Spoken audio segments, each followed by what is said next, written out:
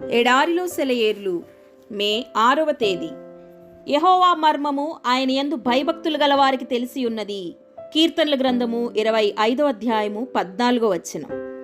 దైవ సంకల్పానికి సంబంధించిన రహస్యాలు దేవుని పిల్లలు నేర్చుకోవాల్సినవెన్నో ఉన్నాయి.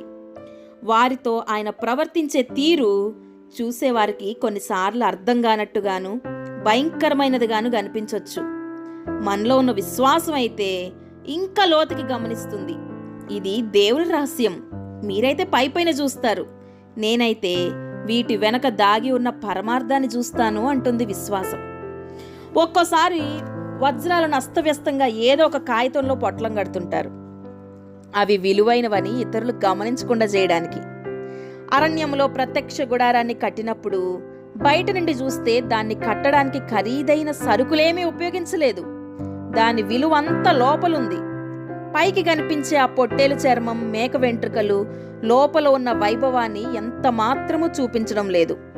ప్రియమిత్రులారా, దేవుడు మీకు ఖరీదైన బహుమతులు పంపించవచ్చు. వాటి మీద చుట్టిన కాగితం మురికిగాను గరుకుగాను ఉంటే కంగారు పడకండి. అవి ప్రేమ, జ్ఞానం, దేవుని కరుణల ఊటలను ఎంత మాత్రమూ సందేహించకుండా నమ్మండి. ఆయన పంపిన వాటిని స్వీకరించి ఆయన మంచితనం మీద నమ్మకం ఉంచినట్టయితే అంధకారంలో అయినా సరే దేవుని మర్మాలు మనకి తేటతెల్లమవుతాయి. మగ్గం తిరగడం మానేదాకా, నేతగాని చేతులు ఆగేదాకా వస్త్రంలోని వన్నెలు అర్థం కావు. పరలోకంలోని పరమ సాలెవాని చేతిలో వెండి పసిడి దారాలెంత ముఖ్యమో ఆయన సంకల్పం నెరవేరాలంటే నల్ల దారాలు అంతే ముఖ్యం. క్రీస్తు ఎవరినైతే మచ్చిక చేసుకొని తన స్వాధీనంలోకి తీసుకుంటాడో అతను పరిస్థితులన్నిటినీ మచ్చిక చేసుకోగల సమర్థుడు. పరిస్థితులు మిమ్మల్ని అటు ఇటు నొక్కి వేధిస్తున్నాయా? దూరంగా నెట్టేయకండి. కుమ్మరివాడి చేతులవి. ఆ పరిస్థితుల నుంచి తప్పించుకోవడం వల్ల కాక క్రమశిక్షణతో భరిస్తే ఆయన పనితనం బయటపడుతుంది.